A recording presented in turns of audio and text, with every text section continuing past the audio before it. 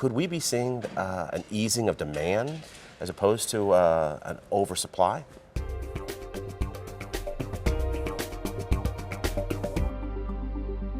Here we are at the MFG in Orlando, Florida, with Eli Lustgarten, who's just come off the stage to a round of standing applause about the forecast he was presenting. And it was sounding pretty upbeat. I keep having the 30-70% numbers running in my head. 70% of the economy is doing great, so we should be seeing a fairly good period of time. Growth, yeah, decent growth for the people that are working in the capital equipment business out through the rest of the year. But I want to start with the last question the guy asked you about. With all this quantitative easing, there hasn't been a whole lot of inflation as yet.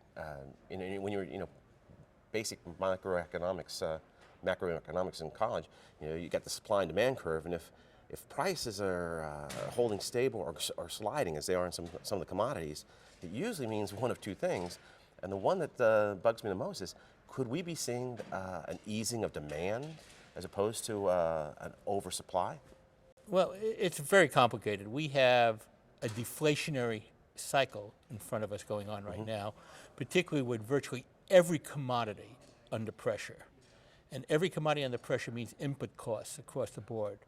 We also have very slow global growth everywhere. In a time when the U.S., which has been the oasis of strength, went through a quantitative easing which drove the financial markets and is slowly picking up the economy, in contrast to virtually tight policies around the world. Now, they've seen the light. Tight financial policies? Financial policies. And they've sort of seen the light, so virtually, it's 12 or 16, or every major country now is implementing some sort of financial easing. Quantitative easing, big time, is starting in Europe. I mean, ECB announced that it will start March 9th. It's 1.6 trillion. I mean, it's 80 billion. It's a big number. So it's a combination of trying to stimulate their economies. The outgrowth of it is, a very strong dollar, very weak. Euro's down 110.6 today. Bouncing, heading towards parity. So we're changing the financial dynamics. It creates excesses, as you say, in some parts. And the question is, will the financial authorities be smart enough to know when to walk the line and begin to retrench? That is part of the process of why we think the Fed has to increase rates to some degree. And we're not talking big increase. We're just talking start the process of normalizing financial rates consistent with a more normalized economy. But a subset of that is beginning to shrink the Fed balance sheet. Exactly what you're saying. There's lots of money out there. If they don't do that, if it isn't controlled, then at some point you're going to pay the piper. But it's a very fine line to walk, and we're dealing with some uncharted territories, and you hope that they're smart enough to begin to rein it in. But the key right now is you've got to get global growth started. If global growth continues to soften, it's going to pull everyone into recession, and that's what you got to be careful of. And I guess when you say global growth, it's got to strengthen. The two places that have the greatest opportunity, because they've suffered the most in the last year or two, have been Europe and China. Which one do you see coming out of the doldrums first? Well, there are two different stories. I'm not sure I put China in the same category. Europe is clear. I mean, you're talking about Eurozone 0.3% growth. I mean, I don't know, they'll revise it, but negligible growth.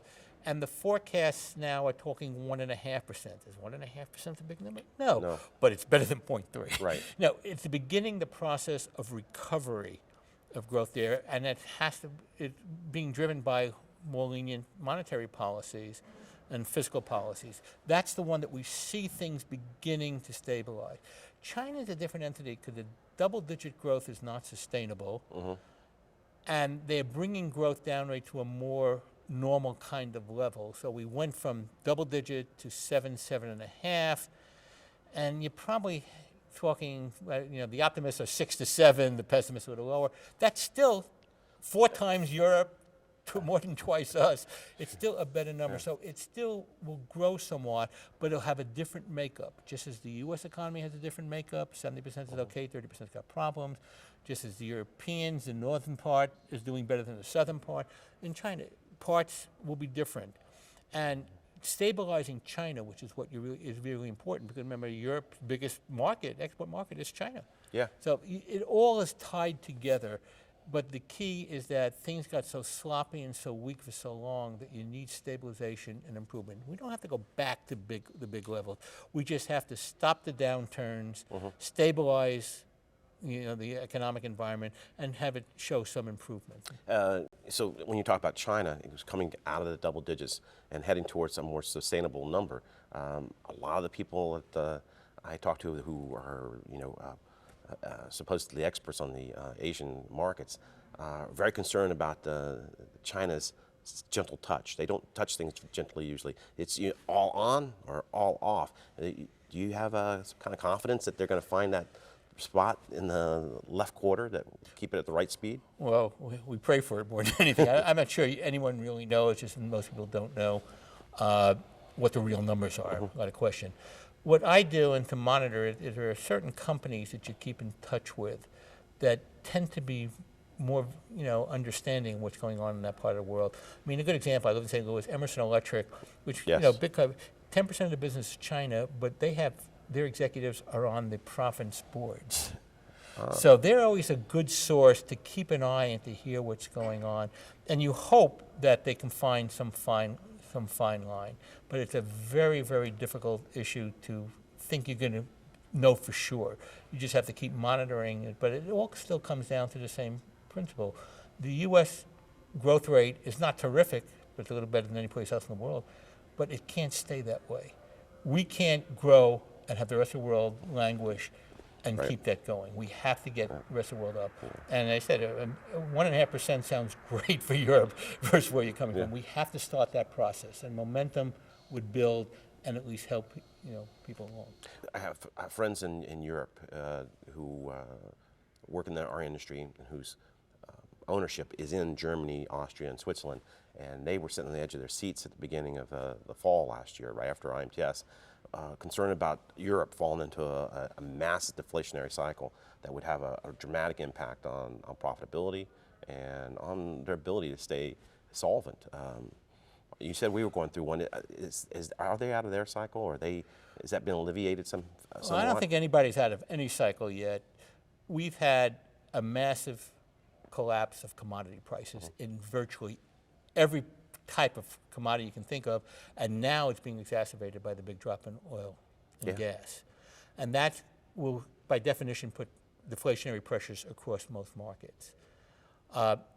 Companies, businesses understand, input costs go down, it helps, but the key is got to be stimulating economic growth. I mean, if the economy doesn't grow, whether it's us or particularly the European economy doesn't grow or the global economy doesn't grow, that pressure is going to continue to intensify. And the U.S. has had easy money policy, almost maybe to a greater degree that we're starting to back up from. The rest of the world has had relatively tighter money policies and tight fiscal policies. I mean, that's been the lesson of trying to get some of the European economies back on track so they don't go bust.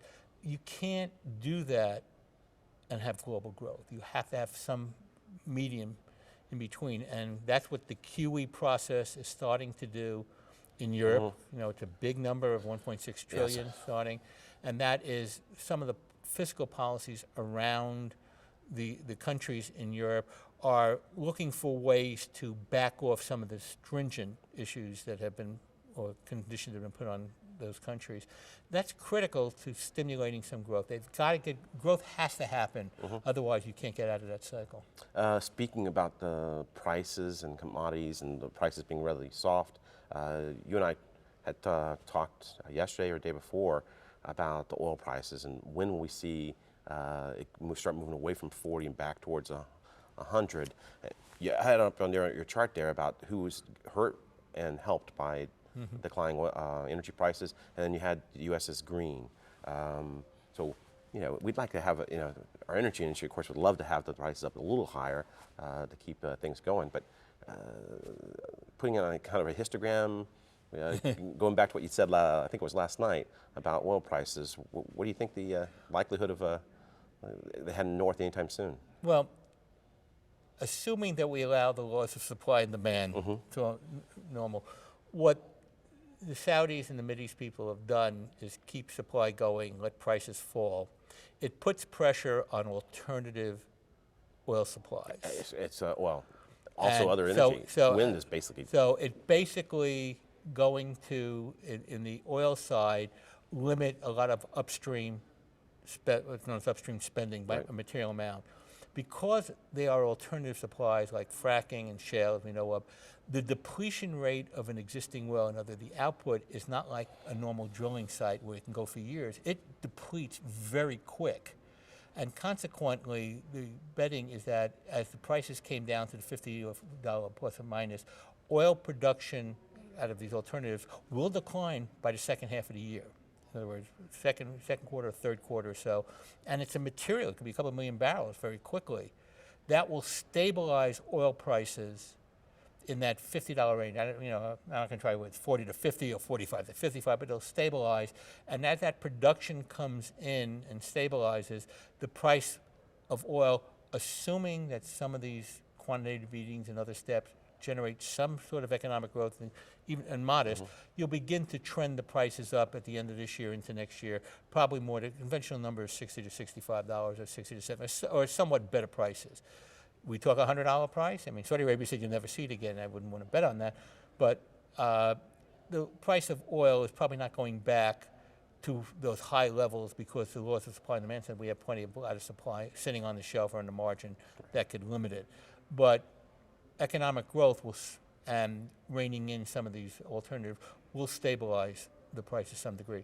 But if you don't get the growth, it goes back same thing, then the world changes on you. Now, there's a lot of positive things about the aerospace industry and the auto industry and medical equipment.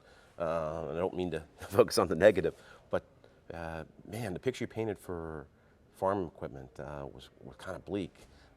Is there a sunrise coming in that this is the area? same thing. Mining down 50%. China construction down 50%. Ag now down 50%. I mean, these are big cycles. What happens is a lot of these commodity sectors went for numerous years of above normal demand. And it happened in mining, and it happened in ag very clearly. And a lot of it was driven by the emission cycle and the going to interim and final tier 4 and the financial incentives that existed. So people bought a lot of equipment. You got to correct for it. Is that correction forever? No, the correction is a couple of years. The difference in ag versus other commodities is that the ag market is more in the hands of God as opposed to most commodities being in the hands of the politicians. Right. It depends on the crops. Assuming that we have normal crops, it'll take a couple of years to clear, but the need to feed the population of the world over the next 20 years is still very real. It's going to require greater output. So this is a phenomena that a normal correction goes on. And we see these corrections in all commodities. History tells you this is not unique. You've seen oil prices drop, to these levels. Happened in 2009, happened in the early 2000s, happened in the 90s. It happens. These things happen in supply and demand, and it'll happen in all commodities. They are self-correcting mechanisms, but it's painful to live through. And particularly in the ag market, when you've had 4 years of above normal demand, it dictates that it's going to take a couple of years to correct. Well, that's at least there's some promise in that. Just recently, I was at a lunch with a group of economists that work for other trade associations, and we were sitting there. Now that QE's kind of run its course in the United States, next question, of course, on the table is when do interest rates start to move upwards? There were people who thought it would happen the next meeting of the Open Market Committee, and some people thought it wouldn't happen at all. But consensus seemed to be that with the meeting they have in July, we're likely to see an interest rate bump of some type. What's your feelings? Well, the Fed is sending a clear signal now that rates will go up between June and September. Or June, July, pick your month. So the message that they're sending is that the U.S. economy is approaching a more normal level, whatever that means. And interest rate policy isn't. It's still at a zero level. It's inappropriate policy versus where the economy has to go. Right. It is going. So therefore, rates have to begin to move. Don't make the assumption that they move every month or every quarter, and don't assume that they move linearly, that they're going to go up 25 or some number. That probably may not happen. But they have to start the process. And a correlation, as we touched on before, is that you have to shrink the Fed balance sheet at the same time. Yes. So these steps are sort of technical that have to happen. They will react to politics and what's going on. I mean, the dollar is extremely strong. The euro, the pound, a lot of currencies are very weak. There's a limit to how much we can raise rates without exacerbating the currency swing. But so they're in the box, but they know they have to do something. And they've sent Fed presidents all over to deliver the same message that we have to normalize interest rates to some degree. It'll go up a little. Nobody's going to change anything for a quarter of a point or half a point over next year. So expect modest rate incline, and then they're going to see what happens. So it's not going to go up dramatically every They're quarter. going to really be slow on turning the faucet. But they will. They have to do it just. They got to give themselves. God forbid things slow down, that they have to be able to cut rates. Sure. They can't cut rates at this point. I'm not sure you would like to see what's going on and have give money to the Fed for minus 5% yield or something like that. No. But at all the same other side of that coin is this: you got a negative interest rate in Japan when you throw the inflation rate in. Interest rates are all that great in Europe. We start making interest rates grow here. We're already one of the favorite places to put money when things are in turmoil. It would seem like it would make the dollar become a lot stronger in a very short period of time if we saw more money chasing higher interest rates. To some degree, but you watch the futures market and trade market. Some of this minor stuff is already built into the rates. Rates cratered and then they sort of reversed and ticked back up over 2% again. So we're seeing some of that being in the market. And, again, it's very difficult to know what will happen. But my expectation has to be that, go back to what the presidents of the Fed have been saying. You can't have an economy in the U.S. closer to normal levels and interest rate policy, well behind. It has to begin to catch up. They'll do it very gingerly, very difficult, very slowly, but something's got to happen. Excellent. So with the picture you have, that we got 70% of the economy driving at a really good rate of speed. We have a positive number based upon your forecast for capital equipment, particularly manufacturing technology orders in 2015. Certainly not as large as I'd like to see it. 3 to 7%, I think, is what the number was. What one thing could possibly derail the picture you've painted for the next 9 months? Well, you always say there's one thing. I'm sure there's probably more than one thing. The one that always keeps coming up is we've got to get global growth. You can't have the world continue to putt along or sink. And if it just will pull everything down. But the stimulus around the world of lower energy prices is substantial. And on the margin should at least get you through this year. But I mean, the risk to me is global growth more than anything. Or obviously, geopolitical stuff is a whole separate world that can cause you all sorts of problems. Anything else you'd throw in here at the end? I mean, there's potential upsides if we develop rational policy. There's a potential simple upside, which I touched on during the talk, and that everybody's written off Brazil, and there's a bearish in Brazil. And I can point, there's an Olympics in 16, and they have things that they have to do to be ready for it, and they prove with the World Cup that it gets done in spite of everything. And that is, I think people have forgotten that that will give you either a short-term window that things will be so much better. There is so much that could be done in energy policy and movement of stuff in infrastructure, not finding oil and that, but we have found so much energy product in this country, but we say we've not monetized that. We have not done anything to build the infrastructure to move it around. Exactly. The one I hear most about is being able to export natural gas. Yes. We don't have a port that can do that at the moment.